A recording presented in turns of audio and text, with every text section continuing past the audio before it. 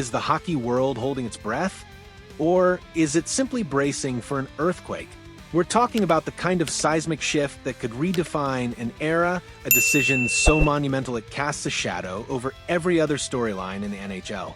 For Edmonton Oilers fans, it's a gut-wrenching suspense, a daily dose of anxiety as they watch the clock tick on the future of the greatest player on the planet. Can you truly imagine the unthinkable? Connor McDavid, the undisputed king of the ice, potentially walking away from the franchise he's called home for nearly a decade?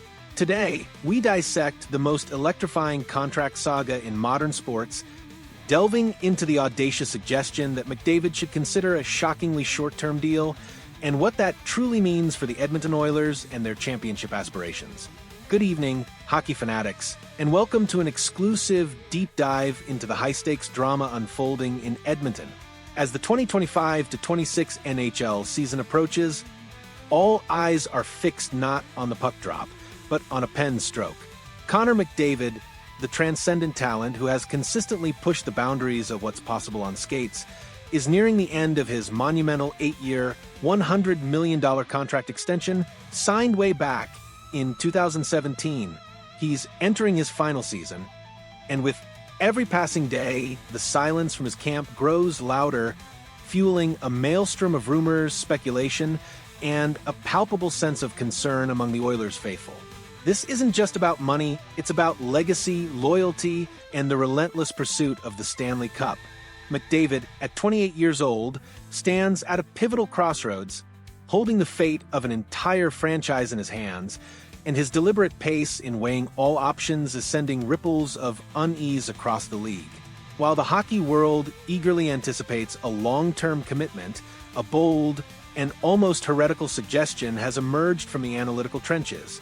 Sportsnet writer Michael Amato has thrown a curveball into the conventional wisdom, proposing that McDavid, despite his age and superstar status, should not extend his stay in Edmonton for more than 1 or 2 seasons.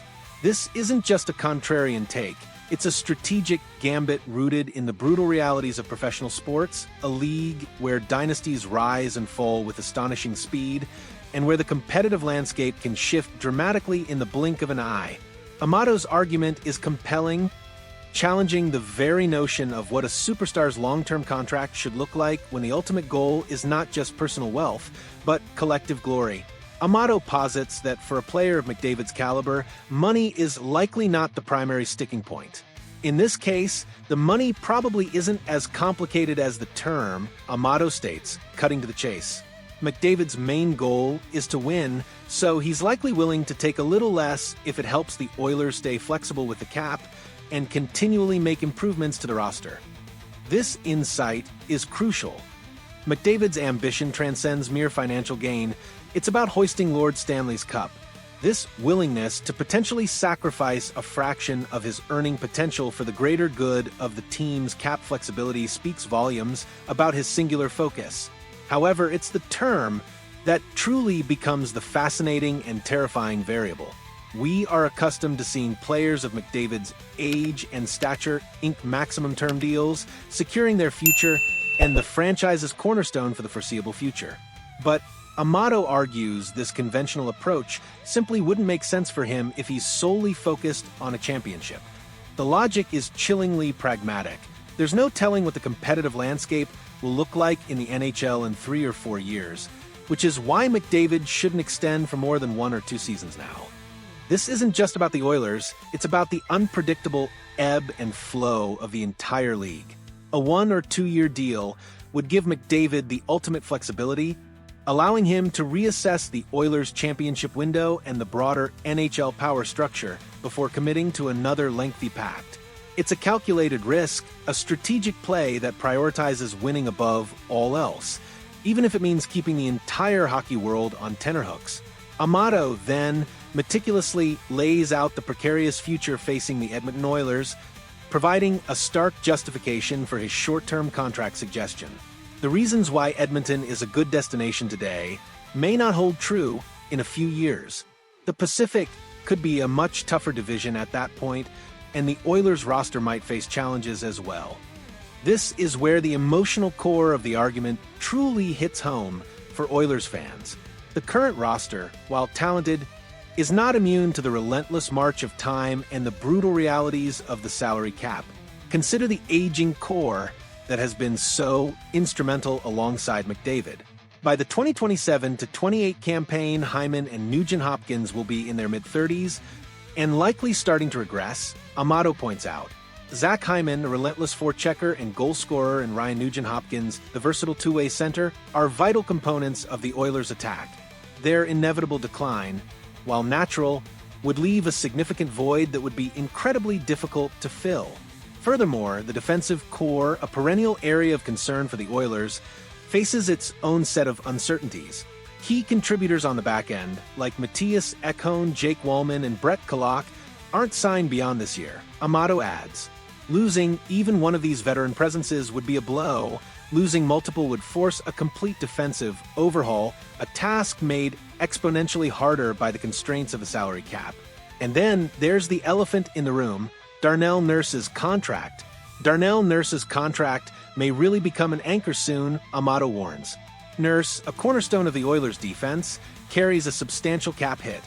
And if his performance doesn't consistently match that value, it could severely limit the team's ability to acquire or retain other crucial pieces.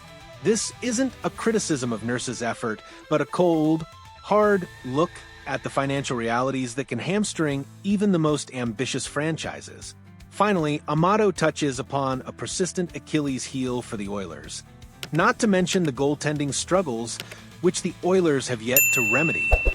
Despite flashes of brilliance, consistent, elite goaltending has eluded Edmonton for years, a critical weakness that can derail even the most potent offenses in the playoffs.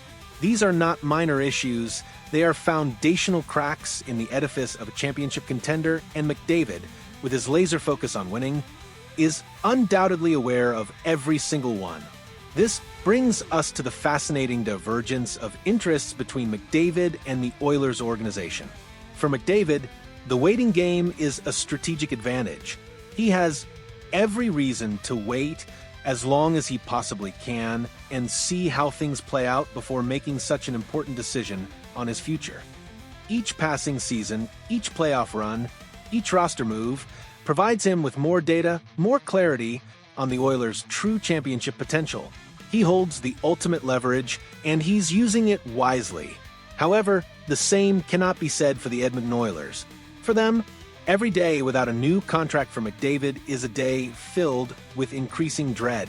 The last thing anyone involved with the organization wants is the best player in the world potentially walking out the door on July 1st, 2026 for nothing, which is precisely why this is already such a story 10 months in advance.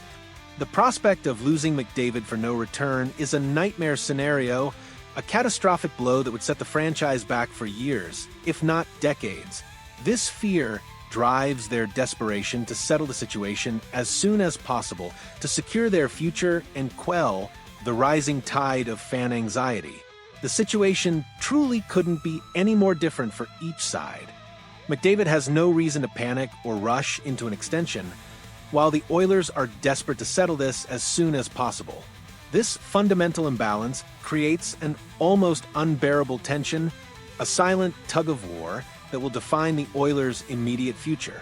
So, how will this high-stakes drama play out? That, my friends, is anyone's best guess at this point in time. But there's no denying that every passing day without a deal brings more drama and intrigue, and that will continue to be the case moving forward. The fate of the Edmonton Oilers, and perhaps even the trajectory of the NHL, hangs in the balance. Will McDavid commit to a long-term future, betting on the Oilers to build a sustainable winner around him? Or will he heed Amato's audacious advice, opting for a short-term deal that keeps his options open, prioritizing the pursuit of a championship above all else? The answer will not only shape McDavid's legacy, but will send reverberations throughout the entire hockey world. What do you think, hockey faithful? Is Michael Amato's suggestion for a short-term deal a stroke of genius, or is it an unnecessary gamble that would only prolong the anxiety for Oilers fans? And how much does the uncertainty around McDavid's future impact your confidence in the team's ability to finally win the Stanley Cup? We want to hear your passionate takes and insights in the comments below. Your engagement fuels this channel, so if you found this report insightful and thought-provoking, please do us a huge favor. Smash that like button and subscribe to the channel for more exclusive, in-depth coverage of the biggest stories in hockey. Let's keep this crucial conversation going.